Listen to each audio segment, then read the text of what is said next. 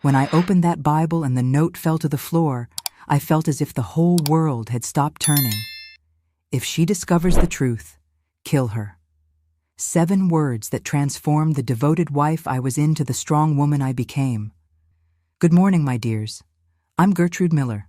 I'm 78 years old, and today I'm going to share with you a story I've kept in my heart for almost 50 years.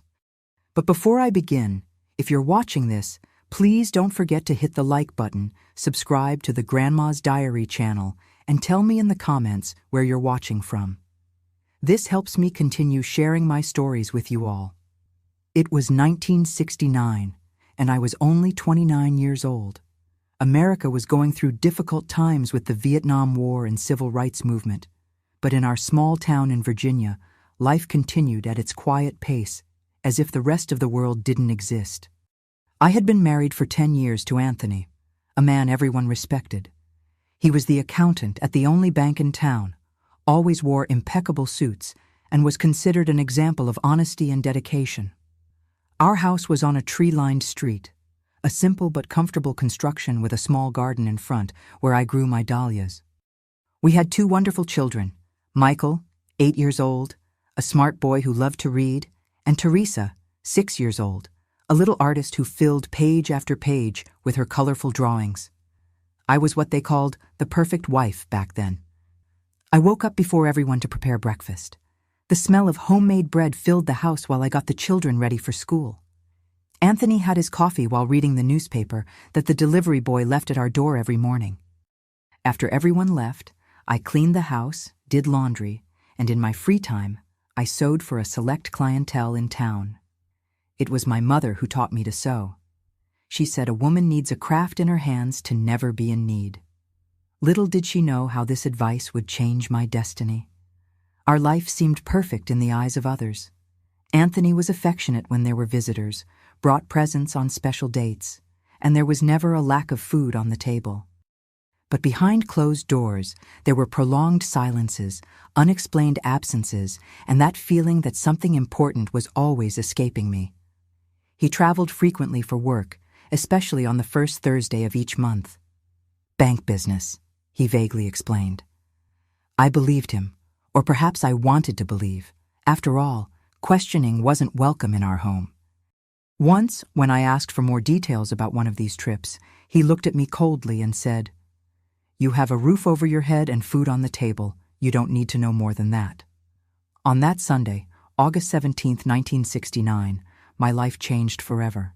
I remember perfectly because it was my mother's birthday. May God rest her soul. The children were at my mother-in-law's house, Mrs. Amelia, for Sunday lunch. Anthony had left earlier, saying he needed to resolve some urgent paperwork at the bank before a big transfer that would happen the following week. I was alone at home, fighting against a terrible migraine that had started during the night. The pain was so intense, it created bright spots in my vision. I tried to lie down, but it was impossible. I knew Anthony kept strong painkillers in his office, medications he brought from New York that worked better than any herbal tea my mother had taught me to make. Anthony's office was forbidden territory for me and the children. A man needs a space where he can think without interruptions, he used to say. The door was always closed, but not locked when he was away. I guess he never imagined I would dare enter without his permission. That day, however, the pain spoke louder than respect for the unspoken rules of our marriage. I entered the office looking for the medicine. The room was somber, with a dark wooden desk, a leather armchair, and shelves full of books that I doubted he actually read. There was a characteristic smell in the air, a mixture of tobacco, old paper, and that imported cologne he used only on business trips. I knew the medications were in the top drawer, along with other personal items. While searching among pens, clips, and papers, I felt a strong dizziness. I leaned on the bookshelf to avoid falling and, in this movement, unbalanced some books. The leather-bound Bible, a family heirloom that Anthony displayed with pride, although I had never seen it opened, fell to the floor with a dull thud. The Bible opened in the fall, and from between its yellowed pages slipped a small, folded piece of paper. My first instinct was to put everything back as it was. Anthony would be furious if he knew I was touching his things, but something made me pick up that paper. With trembling hands, I unfolded the note. The handwriting was Edward's, the bank manager, and Anthony's best friend. I recognized it immediately. He sent Christmas cards every year. The message was short and terrifying. If she discovers the truth, kill her. I felt the blood freeze in my veins. The headache seemed to have disappeared, replaced by a strange numbness. My legs weakened, and I had to sit in his armchair to avoid fainting. Who was she? Was it me? What truth was so terrible that it would justify killing me? 1,000 thoughts ran through my mind in those seconds that seemed like an eternity. Carefully, I put the note exactly where it was, between the pages of Proverbs, and returned the Bible to the shelf. I found the painkillers, took one with water from the kitchen, and lay down in the living room, pretending to rest. But my mind was racing. When Anthony returned with the children late in the afternoon, I had already made my decision. I would not confront him directly. If that note meant what I feared, questioning Anthony could be dangerous. Instead, I would pretend nothing had happened while discovering the truth on my own. That night, I served dinner as always. I listened to the children's stories about lunch at their grandmother's house and laughed at the unfunny jokes Anthony told. On the outside, I was the same Gertrude as always. On the inside, something had broken forever. The following days were an exercise in acting. I kept the routine intact. Breakfast prepared early, children ready for school, house clean, dinner on the table at 6 sharp. But I began paying attention to every detail, every word said or unsaid, every gesture. I noticed how Anthony locked the desk drawer when he left, how he quickly hid papers when I entered the room, how he spoke quietly on the phone when he thought I was busy with the children. Small details that previously went unnoticed now screamed at me. A week after the Bible incident, I had my first concrete discovery. I was ironing his shirts, preparing them for the next business trip, when I found a crumpled receipt in the inner pocket of a suit jacket. It was from a jewelry store in Richmond, the neighboring city. The amount was exorbitant, almost 3 times what Anthony gave me monthly for all household expenses. And the purchased item, an engagement ring with a solitaire diamond. I felt as if I had been slapped. Anthony had never given me expensive jewelry.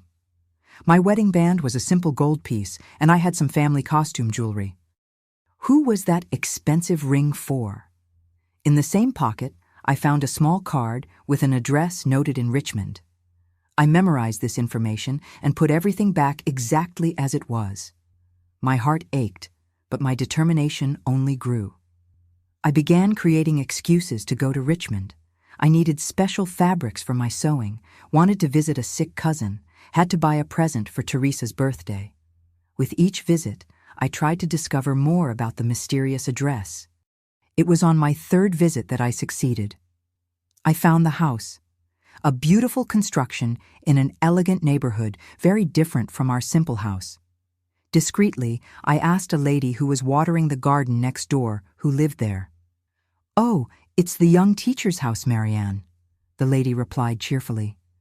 "Such a beautiful and educated girl. She's expecting a child, poor thing. Her fiancé comes every Thursday. They say he works in another city and can only visit her on that day. It seems they'll get married as soon as he resolves some problems with his ex-wife." Each word was like a stab. First Thursday of the month, exactly the day of Anthony's business trips. The ex-wife would be me. I was already being considered part of the past while living under the same roof as him. I returned home that day with a heavy heart, but with a growing certainty. My marriage was a farce, and I needed to discover more about what Anthony was planning. In the following days, I continued my silent investigation. I befriended Mrs. Irasema, the bank's new secretary, a widow recently arrived in town. Through seemingly casual conversations during our meetings at the market or at church, I collected information about Anthony's work. "We're all so busy with this big transfer happening at the end of the month," she innocently commented after Sunday Mass. "Your husband and Mr. Edward stayed late reviewing documents. I've never seen so much money together in my life. The big transfer Anthony had mentioned. And curiously, he had already warned me that he would make a special trip precisely on that date, a trip that could last longer than usual. The pieces started fitting together, forming a disturbing picture. Anthony and Edward were planning to divert the money from the transfer. The note, the ring, the house in Richmond, the pregnant woman, all were part of a plan. Steal the bank's money and flee to start a new life with Marianne and the child that was about to be born, abandoning me and the children without a penny, possibly without life. That's when I remembered a strange key I had found in his shaving kit months before. At the time, when I asked what it opened, he said curtly that it was from an old file drawer at the bank and quickly put it away. Now, that key gained new meaning. I waited until he left for work and the children for school, and I began searching. It wasn't in the locked desk drawer, nor in the pockets of his suits, nor in the important documents box. Finally, I found it hidden inside a fake book safe on the shelf. Ironically, a book about business ethics. The key opened a small metal box hidden at the bottom of the wardrobe, behind the travel bags.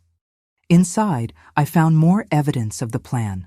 Ship tickets to Argentina, in the names of Anthony Miller and Marianne Oliveira, fake identity documents, and a bundle of love letters signed by Marianne with references to our future together and the baby, who will soon complete us. The last letter was the most recent, dated just 2 weeks before. My love, only 2 weeks left until we're together forever. I've arranged everything as we agreed. The baby's crib is set up in the bedroom. Can't wait to start our real life away from that suffocating town and that woman who never deserved you. Be careful with the final details of the plan. As Edward always says, if she discovers the truth before time, you know what needs to be done. But I know everything will work out. Soon we'll be the family we always dreamed of being. With all my love, Marianne. Tears ran down my face as I read. 10 years of marriage, 2 children, thousands of dinners served punctually, clothes washed and ironed, nights awake caring for sick children. All this would be discarded like garbage, and worse, if I discovered the plan, I would be eliminated. At that moment, sitting on the bedroom floor, with the evidence of betrayal and crime in my hands, I made a decision that would change the course of my life forever. I would not be a victim. I would not be eliminated. I would use everything I discovered to guarantee the future of my children and my own future. Carefully, I put everything back as it was and locked the box, returning it to its hiding place. The key went back to the fake book safe on the shelf. Nothing would reveal that I had discovered the truth. Now I had only 2 weeks until the big heist, 2 weeks to elaborate my own plan. And while preparing dinner that night, smiling at Anthony as if nothing had changed, I already knew what I needed to do. Looking back today, I see how that migraine was actually a blessing in disguise.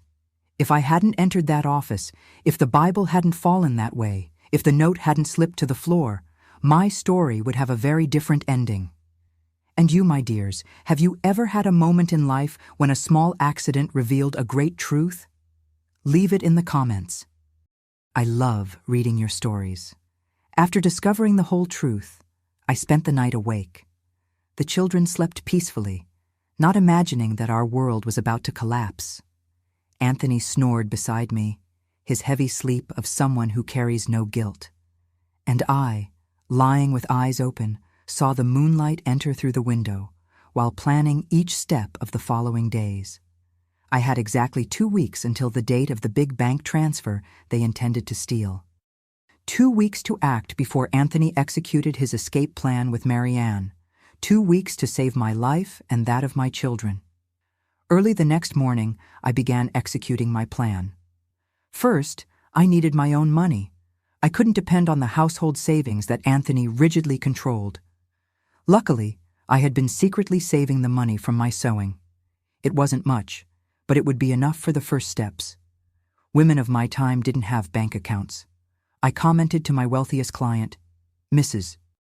Eulalia, widow of a rancher, while adjusting the dress for her niece's wedding. Anthony says we don't need that. that he takes care of everything. "Nonsense, Gertrude," she exclaimed. "Every woman needs her own money. I'll take you to the bank manager in Richmond tomorrow. Edward and your husband will never know." That's how I opened my first bank account at another bank in another city. I deposited all the money I had saved over the last 5 years. It seemed little to restart a life, but it was a beginning. The second step was to collect evidence. I needed solid proof of the criminal scheme, not just the love letters and the tickets. If something went wrong and Anthony noticed my intentions, I would be the perfect victim. The jealous wife, making up stories for revenge. On mornings when Anthony left earlier for work, I would sneak into his office. Careful to leave everything exactly as I found it, I photographed documents with a small Kodak camera I had bought in Richmond. It was a simple Instamatic that fit in the palm of my hand, easy to hide among my fabrics and sewing threads. Each new document revealed more details of the scheme. Anthony and Edward had been diverting small amounts for at least 3 years, using ghost accounts of elderly or deceased clients. The big transfer would be the final heist, diverting a shipment of $500,000 that would arrive for the expansion of the town's textile factory. But photographing wasn't enough. I needed copies of the original documents. That's when I remembered Mr. Motivational, owner of the only stationery store in town. His 2 sons studied with Michael, and his wife was my client. I made up a story about wanting to make a surprise album for Anthony's birthday with copies of important documents from our life together. "Mrs. Miller, you know I can't let anyone use the copy machine without authorization," he said, scratching his head. "I understand perfectly, Mr. Motivational," I replied with my best smile. "It's just that I wanted to make a surprise. I have the children's birth certificates, our marriage certificate, and I wanted to copy them before Anthony came home from work. I mentioned I would make a new dress for his wife as a thank you. And the good man gave in. That afternoon, while the children were at school, I copied the most important documents that proved the scheme. The third step of my plan was the most difficult, finding someone trustworthy to help me. It couldn't be just anyone in town. Edward and Anthony's tentacles reached all important corners. The local sheriff played cards with them on Saturdays. The judge was Michael's godfather. The priest heard Edward's confessions weekly. That's when I remembered Inspector Mendez, a man from the capital who came periodically to inspect the bank.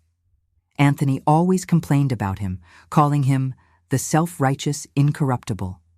He was exactly the type of person I needed.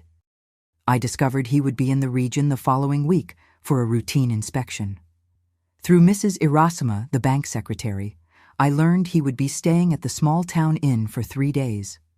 I carefully prepared an envelope with copies of the most important documents, photos, and a letter explaining the whole situation.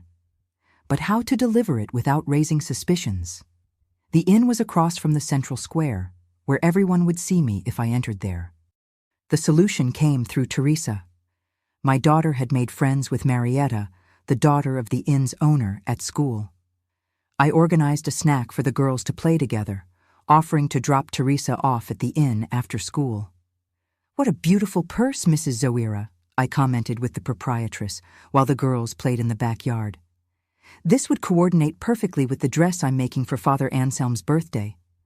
Could you lend it to me so I can measure the strap? I promise to return it today." She lent me the purse, and when I returned it later, the envelope was hidden in the inner lining. Along with it, I placed a note asking her to deliver it to Inspector Mendez when he arrived, without mentioning my name. The fourth step was to prepare our future. If everything went well, Anthony would go to jail. But what would become of me and the children? A divorced woman with 2 small children in 1969 would face closed doors everywhere. I reconnected with my childhood friend Louise, who lived in the capital and had a small sewing studio. I didn't tell the whole truth, just that my marriage was ending and I would need work soon. "Come here, Gertie. I really need a partner with your talent. There's a small room at the back of the studio where you can stay until you get established," she said without asking many questions. True friends are like that. They extend a hand first and ask questions later. Meanwhile, I continued my normal life. I prepared Anthony's favorite meals, took care of the children, did my sewing. At night, when everyone was asleep, I separated documents, packed a small suitcase with the essentials, and mentally calculated how long it would take to reach the capital if we needed to flee in a hurry. The week flew by. Anthony was increasingly nervous, frequently meeting Edward outside working hours. On the eve of the big transfer, I noticed him watching the children during dinner with a strange, almost melancholic look. Was he feeling remorse for abandoning them? On Wednesday, one day before the money arrived at the bank, I received a discreet sign that my plan was working. Mrs. Iritsama stopped by my house with the excuse of ordering a dress. Inspector Mendez asked for extra documents today of all transfers from the last 6 months, she whispered while I took her measurements. Mr. Edward and your husband are white as paper. My heart raced. The inspector had received my envelope, was investigating, but the danger also increased. If Anthony suspected, he could act before planned. That night, during dinner, I noticed Anthony watching me intently as I served the soup. His gaze alternated between me and the children, as if seeing us for the last time. A chill ran down my spine. "Gertrude," he said suddenly, "I think we'll have to reschedule that Sunday outing with the children. I have to resolve some urgent matters." I swallowed hard. The outing was scheduled for the day after the transfer. Would it be when he planned to disappear? "Of course, dear," I replied naturally, serving more soup. "The children will understand, won't they, Michael?" My son nodded, disappointed. Teresa played with her food, oblivious to the tension hovering over the table. After putting the children to bed, I found Anthony in the office, hunched over papers. The door was ajar, unusual for him.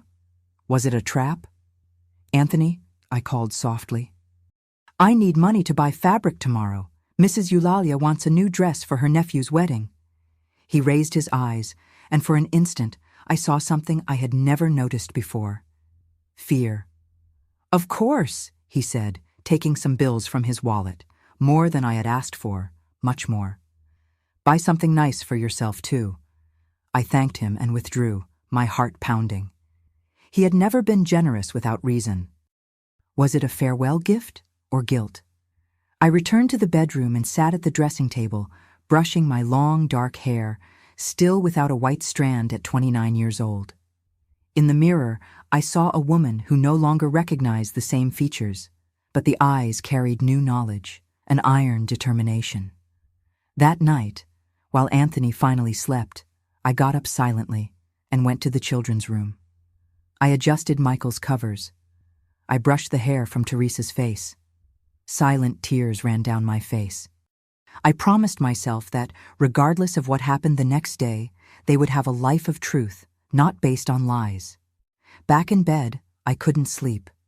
The clock marked the hours slowly, each tick-tock reminding me that time was running out for Anthony, for his plan, and for the life I knew. Dawn broke. The day of the big transfer arrived with a cloudless blue sky.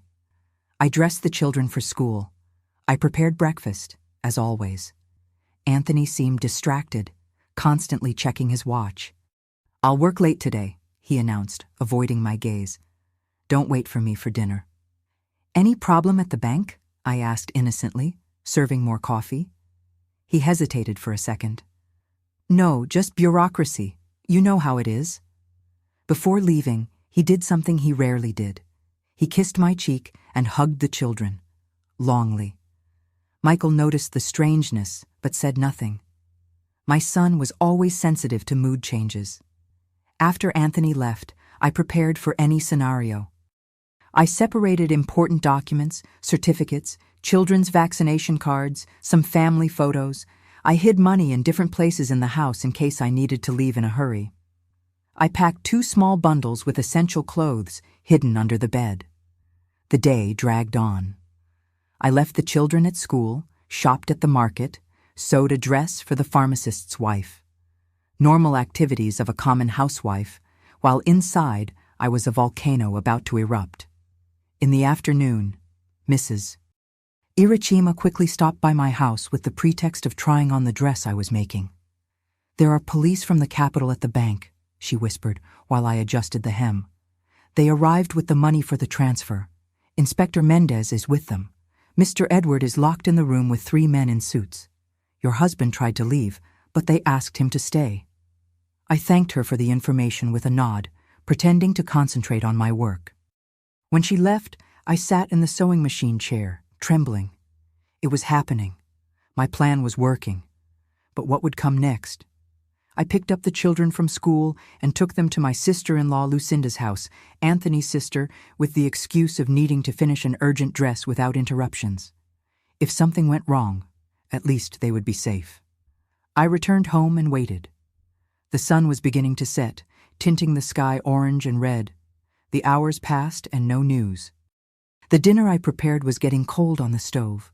The house, usually noisy with the children's games, was immersed in an oppressive silence. At 8 o'clock, I heard sirens. My heart almost stopped. I ran to the window and saw 3 police cars passing quickly down the street toward the center of town, where the bank was located. Half an hour later, loud knocks on the door startled me. I opened with trembling hands, expecting to find police officers. It was Lucinda, my sister-in-law, pale and breathless. "Gertrude, have you heard? Anthony and Edward were arrested. They're saying they tried to steal the money from the textile factory's transfer. A scandal. The entire town is in the square." I pretended surprise and shock, grabbing the doorframe as if I needed support. "It can't be. There must be some mistake." "There's no mistake," she replied, entering and closing the door behind her. Inspector Mendez received an anonymous tip with evidence, documents, photos, everything. They had been diverting money for years, and there was more. She hesitated, looking at me with a mixture of pity and embarrassment. "But what, Lucinda?" I asked, although I already knew the answer. "They found tickets to Argentina in Anthony's name and a woman called Marianne. They say she's pregnant in Richmond." I let myself fall into the chair, covering my face with my hands. I didn't need to pretend shock or pain. They were real, even though I already knew the whole story. One thing was discovering the betrayal in secret. Another was seeing it exposed to the whole town. "The children," I murmured. "Are they sleeping well at your house?" "Yes," replied Lucinda, sitting beside me and holding my hand. "They can stay as long as necessary. Now we need to think about what you're going to do." What was I going to do? The question echoed in my mind, while Lucinda talked about lawyers, police interrogations, and the inevitable scandal that would follow. I already knew the answer, of course. I had planned every detail in the last 2 weeks, but at that moment, with reality finally crashing down on my head, I felt a strange mixture of relief and dread. My husband was a criminal. He was in jail. He had betrayed not only me, but the trust of an entire community. He had another woman, another child on the way, and according to the note, would have killed me if necessary. The life I knew was over, but somehow I was alive. My children were safe, and for the first time in 10 years of marriage, the future, uncertain and frightening as it seemed, was in my hands. That night marked the end of the Gertrude I had been until then, the obedient wife, the perfect housewife, the invisible woman. The next day, when the sun rose, I would begin to forge a new version of myself. And that's exactly what I did. The news of Anthony and Edward's arrest spread like wildfire. Our small town had never experienced a scandal of that magnitude. The bank closed for 3 days for a complete audit. Police from the capital occupied the local station. Journalists from Richmond and even from Washington arrived to cover the case of the Bible heist, as they called it, because of the note found between the sacred pages.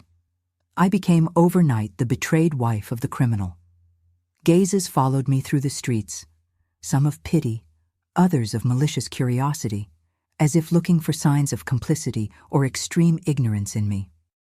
How did I not notice? How did I not suspect? What did I do wrong for him to betray me? The morning after the arrest, I woke up at Lucinda's house.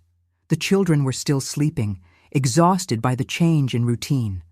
I remember looking out the window and seeing a group of neighbors standing on the sidewalk, gossiping and pointing at the house. The news about Marianne, the pregnancy, and the tickets to Argentina had already leaked, probably through some indiscreet bank employee or police officer. "You don't need to face this now," said Lucinda, bringing me a cup of coffee. "Stay here with the children until things calm down." But I knew that hiding would only feed more gossip. I took a bath, wore one of my best dresses, navy blue with small white details that I had sewn myself, and combed my hair carefully. I applied a little lipstick, something I rarely did on a common day. "I'm going to the market," I announced, taking my purse. "The children need fresh milk when they wake up." Lucinda looked at me as if I had lost my mind. "In the middle of this uproar, I can send my son to get it for you." "I need to show my face, Lucinda. If I hide, they'll say I'm ashamed, that I knew everything, or worse." She didn't understand immediately, but years later, she confessed to me that was the moment she realized I was much stronger than everyone imagined. Walking to the market that morning was like crossing a minefield. With each step, I felt the gazes, heard the whispers that ceased when I approached. At the butcher shop, silence fell when I entered. Ladies with whom I had exchanged recipes for years suddenly didn't know what to say. It was Mrs. Zulmira, the inn's owner, who broke the ice. "Mrs. Miller, good to see you. I was just commenting on how brave you're being through all this. Do you need any help with the children?" I thanked her with a polite smile. I bought what I needed and left with my head held high. Inside, I was trembling like a leaf in the wind, but I would never let them see that. That small victory, facing the market, gave me strength for what would come next. At the sheriff's office, I was informed I needed to go to the capital to give a statement. The authorities wanted to confirm I wasn't involved in the scheme. The thought of facing Anthony in an official environment terrified me, but I had no choice. "The children will be fine with Lucinda," Sheriff Valente assured me, a middle-aged man with tired eyes. "You'll be back the same day." 3 days after the arrest, I boarded the 5 a.m. bus to the capital. I wore a somber gray outfit that I had spent the previous night adjusting so it would look impeccable. I carried in my purse the children's photos, an embroidered handkerchief my mother had given me, and the little money I had managed to gather. I didn't know what to expect. At the central police station, I was led to a room where 3 men awaited me. Inspector Mendez, whom I knew only by sight, a prosecutor, and a clerk. They offered me coffee, which I accepted more to have something to occupy my trembling hands than out of thirst. "Mrs. Miller," Inspector Mendez began, "we want to make it clear that you are not accused of anything. We're just trying to understand the whole scheme. Your husband and Mr. Edward maintained a sophisticated system of money diversion for at least 3 years. I nodded, feeling a lump in my throat. "Were you aware of these activities?" asked the prosecutor, observing me over his glasses. "No, sir," I replied firmly. "I discovered everything 2 weeks ago by chance." I told him about the note in the Bible, the investigations I made, the discoveries about Marianne. I omitted only that it had been me who anonymously sent the evidence to Inspector Mendez. Something told me to keep this detail secret. The statement lasted almost 4 hours. They answered my questions about the legal process. They explained that we would probably lose the house, which was financed by the bank, and that Anthony would face several years in prison. "And what about her?" I asked, unable to pronounce Marianne's name. The inspector exchanged glances with the prosecutor before answering.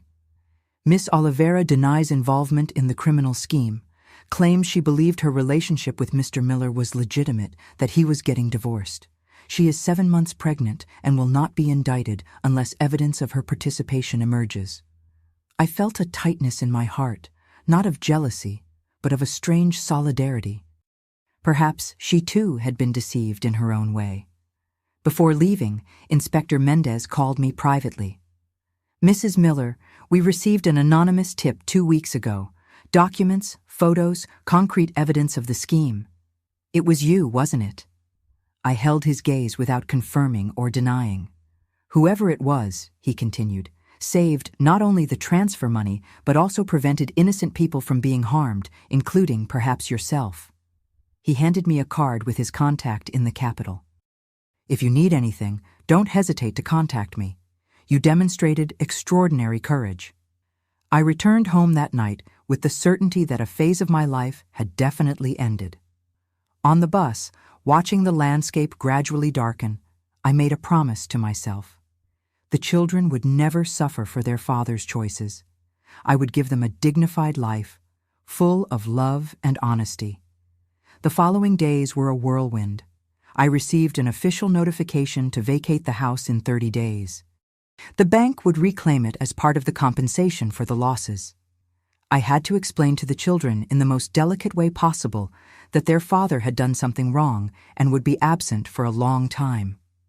"Doesn't he love us anymore?" asked Teresa with her big eyes full of tears. "What happened has nothing to do with love for you," I replied, hugging her. "Sometimes adults make serious mistakes and need to face the consequences, but Mommy is here and always will be."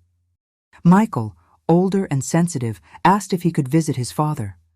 I promised that when it was possible and safe, I would take him. This promise cost me more than he will ever know. Meanwhile, the small town buzzed with the scandal. Some friends distanced themselves, fearing association with the thief's family. Others approached, offering practical help: clothes for the children, invitations for lunch, small sewing jobs. I discovered who my true friends were in those dark days. Louise, my friend from the capital, confirmed we could stay in the small room behind her studio. I began planning our move, selling the few pieces of furniture that belonged to me, packing memories, deciding what to take to our new life. A week after the arrest, I received an unexpected letter. It was from Marianne.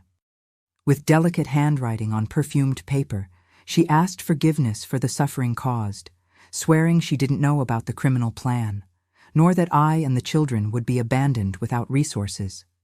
"He told me your marriage had ended years ago, that you only remained together for appearances," she wrote. "I believed because I wanted to believe. Now I carry a child who will be born with his father in prison and an uncertain future ahead. I don't ask for your friendship, just that you know I was also deceived." I folded the letter carefully and put it away. I didn't respond. There was nothing to say.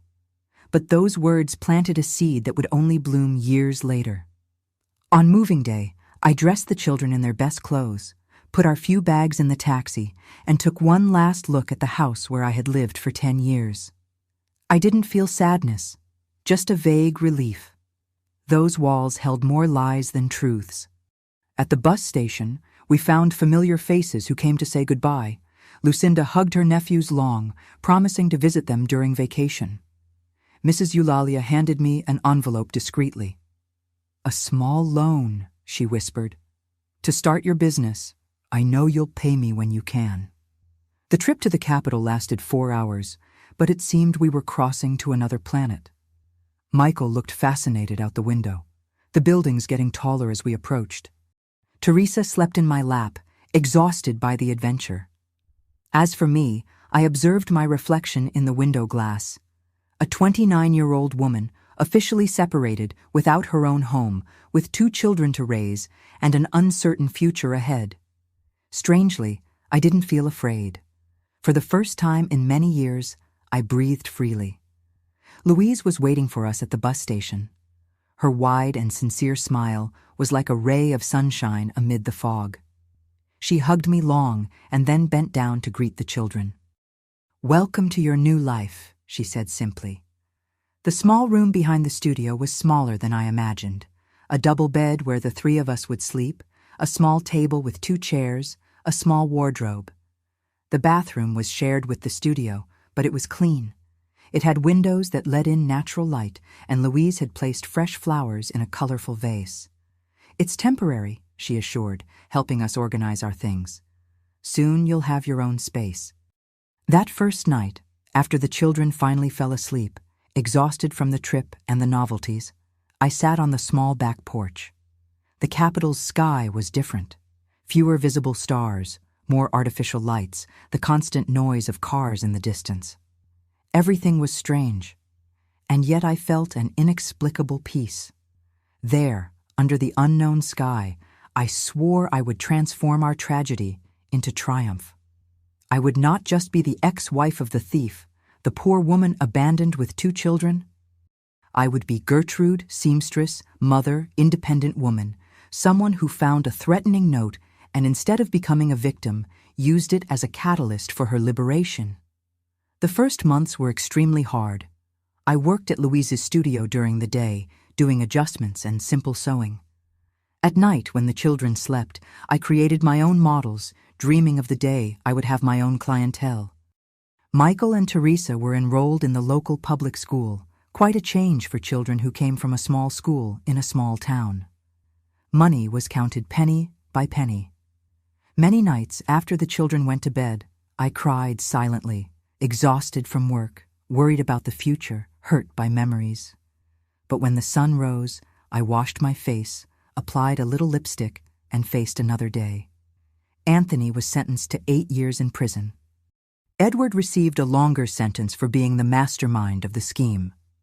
When the sentence appeared in the newspapers, I showed my children, not to feed anger or hurt, but so they would understand that actions have consequences, that choices define destinies. "Can we visit him?" Michael asked again. "Whenever you want," I replied. "He made serious mistakes, but he continues to be your father." The first visit to the penitentiary was a trial. Seeing Anthony in uniform, thin and worn, made Teresa cry throughout the entire encounter.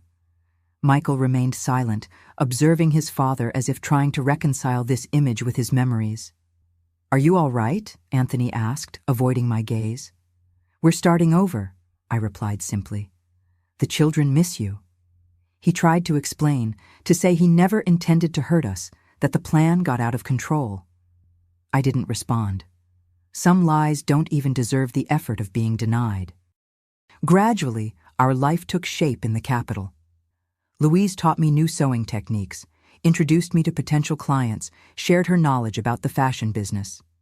After 6 months, I had my own clients, women who appreciated my meticulous work and elegant yet practical designs. With the money I saved and Mrs. Eulalia's loan, we managed to rent a small apartment near the children's school. 2 bedrooms, a tiny living room, a kitchen where the 3 of us barely fit to have dinner, but it was ours. We bought secondhand furniture, I sewed colorful curtains, and Michael painted the walls of his room, shared with Teresa. We transformed that rented space into a home.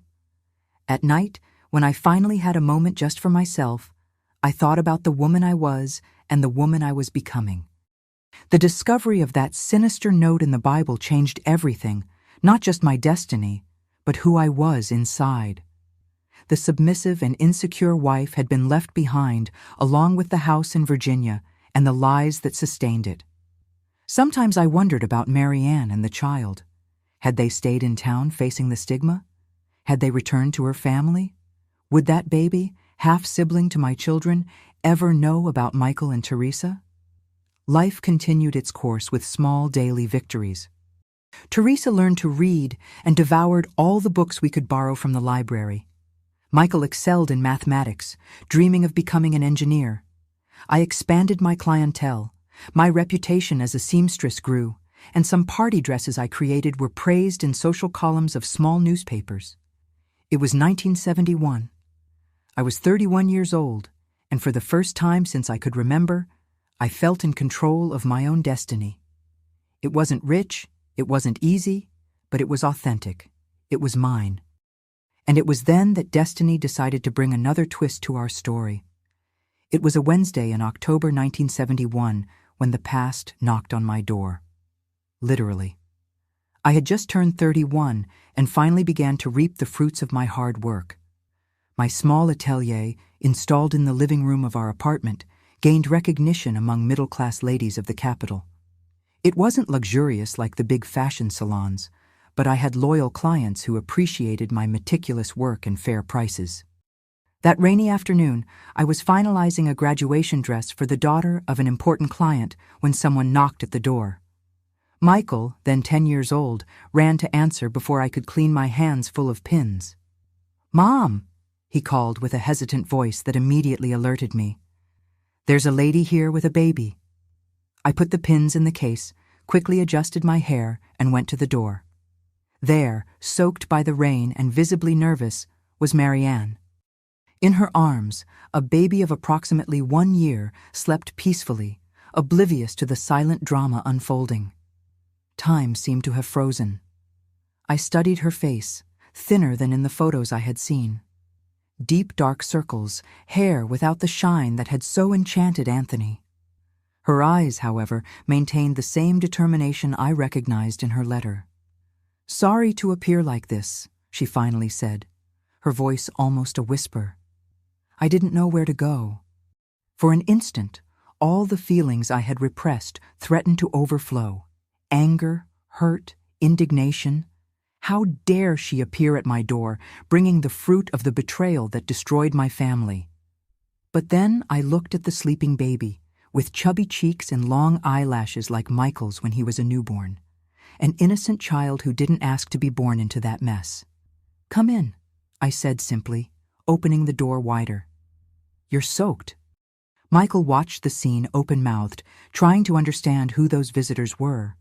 Teresa, who was playing in the bedroom, appeared curious upon hearing unfamiliar voices. "Children, this is an acquaintance who needs help," I explained, avoiding labels or complex explanations at that moment. "Michael, get a clean towel from the closet. Teresa, put water on to heat. We're going to make tea." While the children fulfilled their tasks, I indicated the sofa for Marianne. She sat on the edge, as if fearing to occupy too much space, still holding the baby firmly against her chest. "Is it a boy?" I asked, trying to break the ice while Michael returned with the towel. "Yes," she replied, gently drying her son's face. "Charles, he's 10 months old." I offered tea and cookies, which she accepted with trembling hands. The children, sensing tension in the air, made up an excuse to go play in the bedroom. When we finally were alone, Marianne began to speak, the words coming out like a dam that breaks after containing water for too long. "I lost everything, Mrs. Miller. The house in Richmond was rented in Anthony's name. I was evicted soon after the scandal.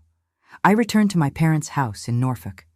But when Charles was born, my father couldn't bear the shame of having a bastard grandson, as he said. He expelled us. I tried employment at several schools, but doors closed when they discovered my story." She paused, sipping the tea to gain courage. "Anthony said he would come get us when he got out of prison. He promised we would be together, that he would make up for everything. I believed him, as always, but last week I received this." From her wet purse, she took a crumpled envelope. Inside a short and cold letter, written in the handwriting I knew so well. "Marianne, circumstances have changed. When I get out of here, I'll need to start from scratch. I won't be able to support you and the boy as I promised. It's better we go separate ways. Take care, Anthony." I returned the letter without comments. I wasn't surprised. It was the same pattern. Use people and discard them when they no longer served his purposes. "I have nowhere to go," she continued, tears finally escaping. "I'm sleeping in cheap inns. The money is running out. I heard you opened a studio, that you're rebuilding your life. I didn't come asking for charity, I came asking for work. I can clean, attend to clients, anything. I just need a start to take care of my son." I looked at that woman, so young, so desperate, and at the sleeping baby in her arms. He had the same chin as Michael, the same eyebrow shape. He was half-brother to my children, whether I wanted it or not. What right did I have to judge Marianne? She too had been deceived. She too had been discarded when she ceased to be convenient. The difference between us was that I had discovered the truth in time to prepare, to build an escape plan. She was caught unprepared, with a baby in her arms and empty promises in her ears. "Do you have experience with sewing?" I finally asked. She shook her head. "No, but I learned quickly. I was a primary school teacher. I know how to deal with details. I'm organized." I took a deep breath, knowing that the decision I would make at that moment would change the course of several lives, not just mine. "I have a small room in the back," I said, pointing to a small extension of the apartment we used as storage. "It's not much, but there's space for a mattress and a crib. As for work, I need someone to attend to clients and take care of the accounting books while I sew. The salary won't be much at the beginning, but it includes the room and meals." Her eyes widened, alternating between disbelief and relief. "You would accept me after everything?" "I'm not doing this for you," I replied honestly. "I'm doing it for your son, who is brother to my children, and maybe a little for myself too. I've carried anger and hurt for too long.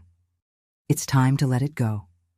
That night, after Marianne and Charles were installed in the improvised room, I sat with Michael and Teresa to explain the situation in the most delicate way possible. "The baby who came today is your brother," I said simply. "Your father's son with another person. He and his mother need help, and we're going to help them for a while." Michael, always sensitive and intuitive, frowned. "Is she the woman for whom Dad left us?" I was impressed with his perception. "Yes, but she was also deceived like us, and the baby is not to blame for anything." Teresa, with the simplicity of her 8 years, shrugged. "Can I play with him when he grows up?" "Of course, dear. He's your brother." The adaptation wasn't easy. In the first days, Marianne could barely look me in the eye, ashamed and grateful at the same time. The children oscillated between curiosity and confusion. Neighbors gossiped when they saw us together at the market or taking the children to school. The betrayed wife and the mistress under the same roof was material for scandal in any era, especially in the conservative 1970s. But gradually a routine was established. Marianne had a natural talent for organization. In a few days, she reorganized the studio, created a scheduling system for clients, and took over all the administrative part I so neglected. With her taking care of these aspects, I could focus exclusively on the creations, increasing our productivity. The children adapted more quickly than I imagined. Teresa adopted the role of older sister with enthusiasm, enchanted with the baby who smiled at her. Michael, although more reserved, frequently helped Marianne with small tasks, especially when he perceived she was overwhelmed. At night, after the children slept, sometimes we would talk in the small kitchen, two women united by the same man who betrayed them, trying to understand how to move forward. "How did you discover?" she asked one night while mending a pair of Charles's overalls. "About us, about the plan." I told her about the note in the Bible, the investigations, the evidence I gathered. She listened in silence, hands paralyzed over the fabric. "You sent the evidence to the inspector," she concluded, "not as an accusation, but as recognition. That's why he was arrested before fleeing. I did what I needed to protect my children and myself." She nodded slowly. "I would have done the same if I had known." On another night, when Charles had a fever and we took turns monitoring him, she confessed to me how she met Anthony. "It was my first year as a teacher. He came to the school for a lecture on financial education for children. He was so charming, so attentive. He said he was separated, that he only kept up appearances in the small town because of his position at the bank. I believed every word." It wasn't hard to understand how she had been deceived. I myself, who lived 10 years with him, never suspected his duplicity until I found that note.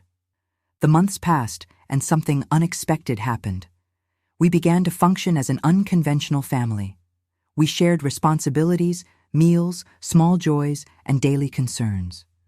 Marianne revealed herself to be an excellent storyteller, enchanting the 3 children before bed. I taught her the secrets of sewing, surprised by her ability to learn complex techniques. The studio prospered. With Marianne organizing the administrative part, I could accept more orders, including wedding dresses that paid better. At the end of 1972, we moved to a larger space, an apartment with 3 bedrooms in the same neighborhood, with a spacious living room that we transformed into a more professional studio. It was at this time that I received an unexpected visit. I was alone in the studio, finalizing a dress, when the intercom rang. "Mrs. Miller," said the doorman, "there's a gentleman called Edward wanting to speak with you." Edward? The name caused a chill. The former bank manager, Anthony's partner in the fraudulent scheme, the author of the note that had changed my life. Send him up, I decided after a moment of hesitation. The man who entered my studio was unrecognizable. The Edward I knew was elegant, always in a well-cut suit and impeccable hair. This man was thin, pale, with prematurely gray hair and deep, dark circles.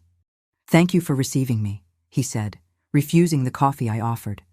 "I was released 3 days ago, reduced sentence for good behavior." I remained silent, waiting for him to explain the reason for the visit. "I came to ask forgiveness," he continued, looking at his own hands. "I know I don't deserve it, that you probably hate me. The note was Anthony's idea. He feared you would discover about Marianne, about the money. He said it was just a precaution, that it would never be used." I believed, or wanted to believe. "Why are you telling me this now?" I asked, keeping my distance. "Because I spent 3 years in prison thinking about the man I became, about what we almost did to you, the children. Anthony feels no remorse, you know? He blames everyone except himself. But I can't live with this weight anymore." I studied his face for signs of manipulation, but I saw only exhaustion and genuine shame. "What do you intend to do now?" I asked. "Return to my hometown in the South. My brother has a small business there. He promised to give me a chance. I know I can never fully compensate for the harm I caused, but I want to try to live honestly from now on." When he got up to leave, he said something that surprised me. "Your denunciation saved many lives, did you know? Not just your own. If we had managed to flee with that money, many families would have lost their savings. Jobs would have been destroyed when the factory couldn't expand. Your courage made more difference than you imagine." After he left, I stood at the window for a long time, watching the busy street below. Edward's visit brought up memories I tried to keep buried, but also brought a strange sense of closure. The man who had written those threatening words was repentant, seeking redemption. That didn't erase the past, but somehow made the present lighter. When Marianne returned with the children from school, I didn't mention the visit. Some bridges with the past are better left behind. 1973 brought new challenges and opportunities. Michael, now 12 years old, stood out more and more at school, especially in sciences and mathematics. Teresa, at 10, revealed talent for drawing. Her illustrations began to inspire some of my models. Charles, almost 3 years old, was a happy and curious child who called me Aunt Gertie and Marianne simply Mommy, without yet understanding the complexity of our situation. It was in this year that we made a decision that would definitely change the course of our lives. An influential client, owner of a fine fabric store, offered me a partnership in a new venture, a boutique in the city center focused on custom-made clothes for special occasions.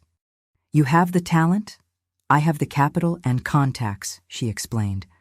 "We can transform your home studio into a real business with a storefront and everything else."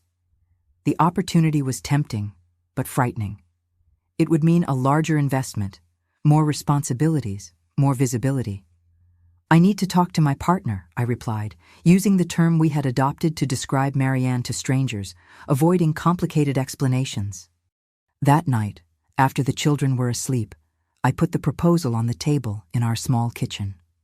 "It's risky," pondered Marianne, always cautious with finances since our experience with men who manipulated money.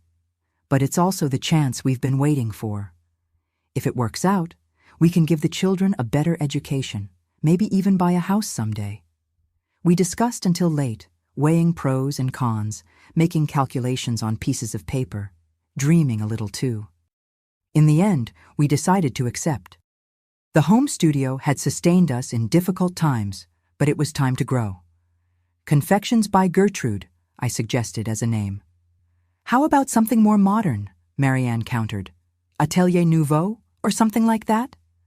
We laughed together, realizing how we had become a real team over the years.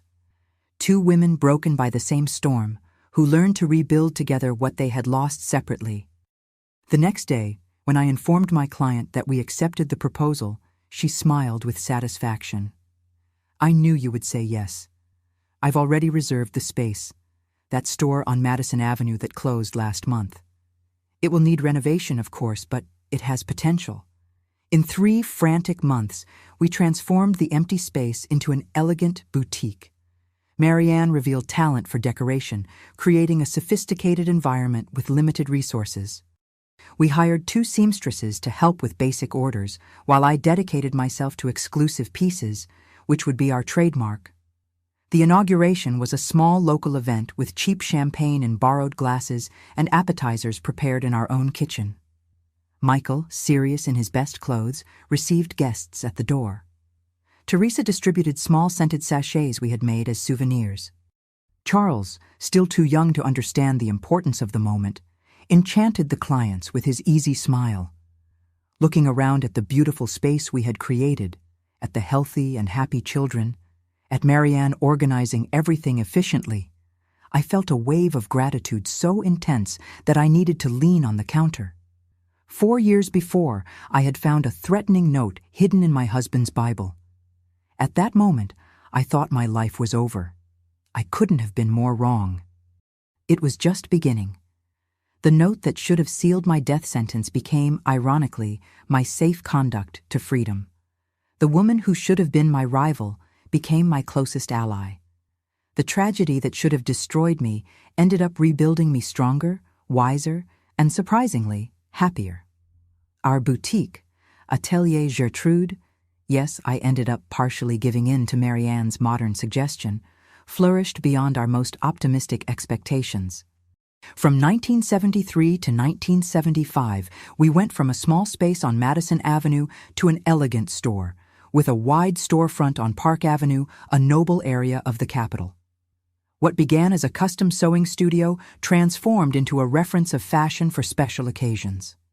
I remember the pride I felt when in 1975 one of my wedding dresses was photographed for a women's magazine. I, Gertrude, the woman who 5 years before faced the scandal of being the thief's wife, now saw my creation stamped on glossy pages with the caption, "Elegance, signed by Gertrude." Marianne revealed herself to be not only an excellent administrator, but also a visionary for business. It was her idea to expand to a small line of ready-to-wear dresses, more accessible than custom-made, but maintaining the quality that characterized us. We created the Young Gertrude line, inspired by Teresa's drawings, already a teenager with evident artistic talent. Our unusual partnership, the betrayed wife and the ex-mistress, became a discreet subject in the city's social circles. Some people turned up their noses, finding the arrangement scandalous. Others admired our ability to overcome the past for the sake of the children and the future.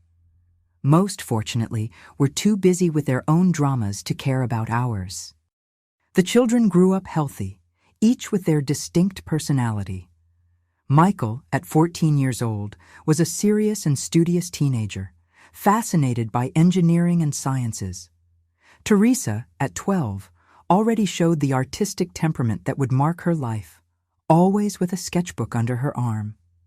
And Charles, at 5 years old, was a happy and sociable child, adored by everyone at the studio.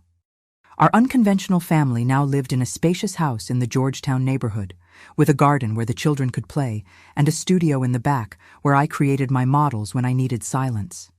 We had 2 maids who helped us with the house and children, a luxury unthinkable a few years before.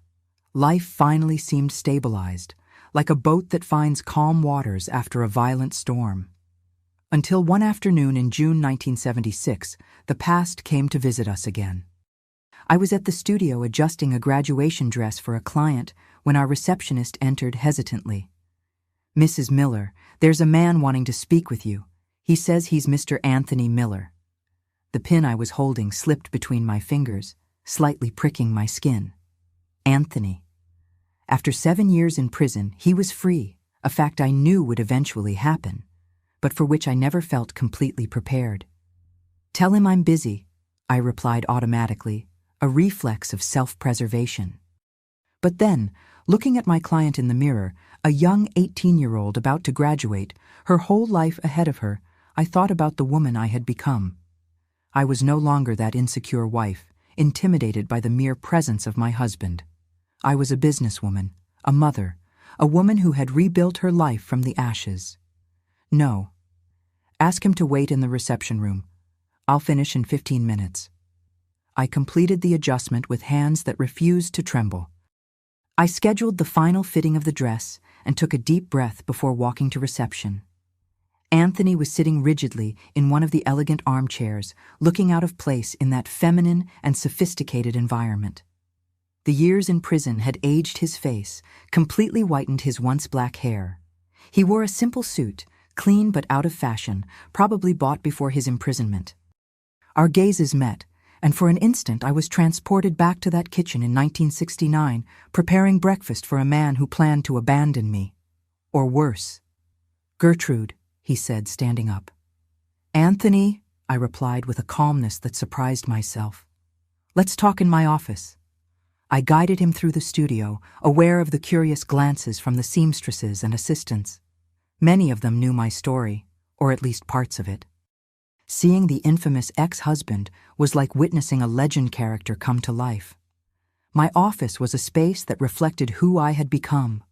Organized, elegant, without ostentation, with Teresa's drawings framed on the walls, and a large table where I could both design models and review contracts. "You've built something impressive here," he commented, observing the environment. "What do you want, Anthony?" I asked directly, indicating he should sit while I took my place behind the desk. The power dynamic between us was clearly different now. "To see my children," he replied, looking at a photo frame on my desk that showed Michael and Teresa at their middle school graduation. "I was released a week ago. I'm living in a boarding house near here. Michael is 15 years old now. Teresa, 13. They're no longer the children you left behind." "I know," he said, rubbing his hands nervously. "I received the letters and photos you sent. Thank you for that, for maintaining that connection, even after everything." I nodded silently. Despite everything, I had always kept my promise to keep the children connected to their father. I sent photos, school reports, important news, allowed them to visit him when they showed interest, although these visits had become increasingly rare over the years. "I also want to see Charles," he added, surprising me. "Charles? You rejected your own son. Marianne showed me your letter." A blush of shame hit his aged face. "I was desperate, Gertrude. I thought it would be easier for everyone if I simply disappeared from your lives. But in prison, I had too much time to think, to regret." I studied his face, looking for signs of the old Anthony, the manipulator, the charming liar who had deceived not just me, but an entire town. I found only a worn, middle-aged man carrying the weight of his choices. "I can't decide for Marianne about Charles," I finally replied. "As for Michael and Teresa, they're almost adults now. The choice to see you or not should be theirs." "That's fair," he agreed. "Are you with someone now?" The question caught me off guard with its irrelevance. What did my personal life matter to him? "My private life is none of your business, Anthony. It hasn't been since the day I found that note." He lowered his head, accepting the reprimand. "I understand. I just wanted to know if you managed to be happy despite what I did." "I'm happy despite you, not because of you," I replied, realizing the profound truth in those words. I built a life I love, with people I value. The note that should have destroyed me ended up freeing me. When he left, I promised to inform the children about his return and let them decide if they wanted to meet him. I watched from the window as he walked down the sidewalk, shoulders slumped, a man diminished by his own choices. That night, I gathered Michael, Teresa, and Marianne in the living room. Charles was already asleep, oblivious to the emotional storm forming. "Your father has been released," I announced without beating around the bush. "He came to the studio today. Wants to see you." Michael, almost a man now, crossed his arms defensively. In recent years, his visits to his father had practically ceased, replaced by an almost obsessive dedication to his studies. "I have nothing to say to him," he declared, with the firmness of young people who believe they have all the answers. Teresa, always more emotional, bit her lip, her eyes welling up. "Did he ask about me specifically?" "He asked about both of you," I replied softly. "The decision is yours. I won't force you to do anything." Marianne remained silent, but I noticed how her hands clenched nervously. The mere mention of Anthony still affected her, despite the years and the new life she had built. "He wants to see Charles too," I added, looking directly at her. Her eyes widened. "After the letter he sent me? After abandoning us? Why now?" "He says he repented, that he had time to think in prison." A heavy silence fell over the room, each absorbed in their own thoughts and memories. "I'll meet him," Teresa finally decided. "Not for him, but for me. I need to understand some things." Michael shook his head. "I'm not ready yet. Maybe I never will be." Marianne took a deep breath, eyes fixed on a photograph of Charles on the wall. "If he really wants to know his son, I can't deny that to Charles, but it will be on my terms, with clear boundaries." In the days that followed, our home, normally a refuge of hard-won peace, became an emotional minefield. Teresa met her father at a cafe near home, a 2-hour conversation that left her exhausted, but somehow lighter, as if she had finally released questions kept for years. "He cried when I showed him my drawings," she told me afterward. "He said he always knew I would be an artist. It's strange, Mom, but I don't feel angry anymore. Just a kind of sadness for what could have been." Michael maintained his decision not to see his father, channeling any emotional conflict into his studies and science projects. At 15 years old, he already spoke with conviction about studying engineering at the best university in the country. The most tense meeting was between Marianne, Charles, and Anthony, held in a public park at her insistence.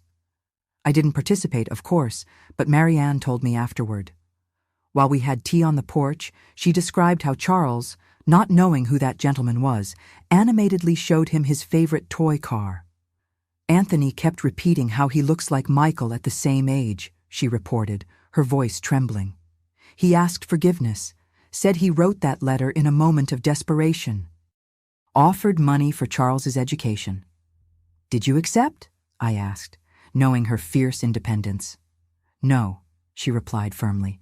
"I said we didn't need his charity, that you and I built something solid, that Charles has everything he needs, but I agreed he can see the boy occasionally if Charles shows interest." In the following weeks, Anthony became a peripheral presence in our lives. He would appear on Sundays to take Teresa to lunch or Charles to the zoo. Michael remained steadfast in his refusal, although I suspected he secretly followed the stories Teresa told about these meetings. As for me, I maintained a polite distance. There was no more anger or fear, just the clarity that our paths had definitely separated 7 years before when I found that note in the Bible. Life continued its course. Our boutique continued to prosper, expanding to a second store in a newly inaugurated shopping mall, a new concept at the time. In 1978, I was invited to present a small collection in the first version of what would become the New York Fashion Week decades later. Michael graduated with honors from high school and was accepted to MIT, realizing his dream of studying engineering. Teresa, following her artistic talent, entered the Rhode Island School of Design, eventually specializing in fashion design to work by my side. Charles, growing up in an environment surrounded by creativity and entrepreneurship, showed talents for business even as a child. Anthony found work as an accountant in a small company, living modestly in a rented apartment. The luxurious life he had known before prison was definitely in the past. At important events for the children, graduations, presentations, competitions, we maintained a cordial distance, silently recognizing that, despite everything, we were united by the 3 young people we helped raise. It was in 1980, almost 11 years after the discovery of the fateful note, that the cycle finally completed. I was in my studio working on the final details of a wedding dress when my assistant interrupted me. "Mrs. Miller, there's a couple here wanting to speak specifically with you about an exclusive wedding dress." I adjusted my hair, now with some gray strands that I wore with pride, and went to the reception room. There, holding hands, were Edward, the former bank manager, author of the note, and a woman approximately his age with a shy smile. "Edward," I greeted him, surprised. I hadn't seen him since his visit years ago, shortly after leaving prison. "Mrs. Miller," he replied, visibly nervous. "This is Helena, my fiancée. We're getting married next month. A simple ceremony. When we were looking for someone to make her dress, your name appeared in all the recommendations. I didn't know if I would be welcome, but—" Helena squeezed his hand encouragingly. "He told me about his past, about his connection with Mrs. Miller," she explained. "I know it's asking a lot, but I would be honored if you would consider creating my dress." I looked at that man who once had written the words, "If she discovers the truth, kill her," and his fiancée, who accepted him despite his dark past. The irony of the situation didn't escape me.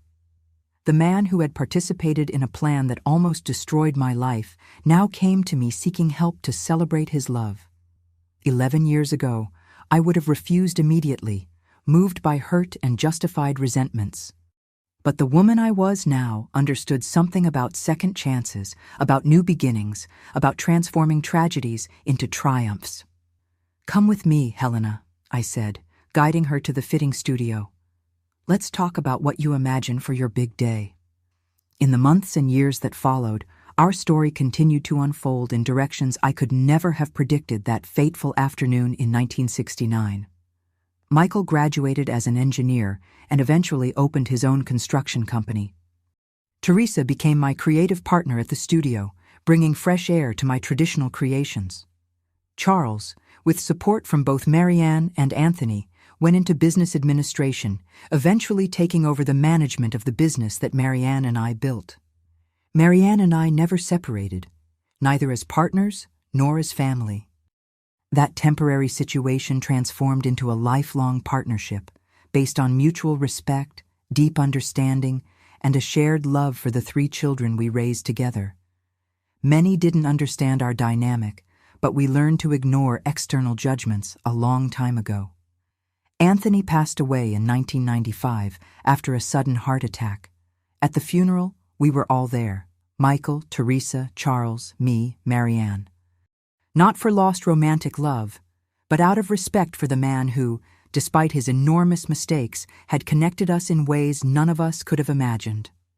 Today, at 78 years old, I look back and see how a simple note hidden in a Bible completely altered the course of my existence. What should have been my death sentence became, ironically, the catalyst for a full and authentic life. I now have 6 wonderful grandchildren.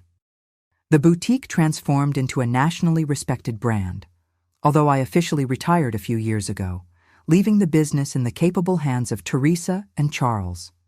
Marianne and I still live together, 2 elderly ladies who shared so much that they became practically sisters. Sometimes, when we're gathered for a Sunday lunch, my children, grandchildren, Marianne, I think about that frightened 29-year-old woman, trembling as she read a threatening note with no idea how she would face the future. I wish I could go back in time and whisper in her ear, "Courage, Gertrude.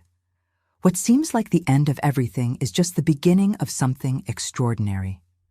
The storm is brutal, but what you'll build after it will be stronger and more beautiful than you ever imagined." That's what I'd like to leave with you today, my dears.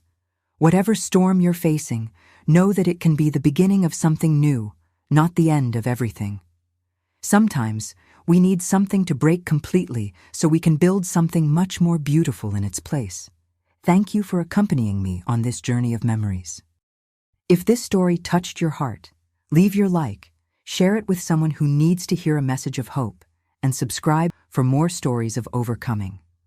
Tell me in the comments if a great difficulty ever transformed into a blessing in your life, a loving hug from this grandma who learned that it's not the events that define our lives, but how we choose to respond to them.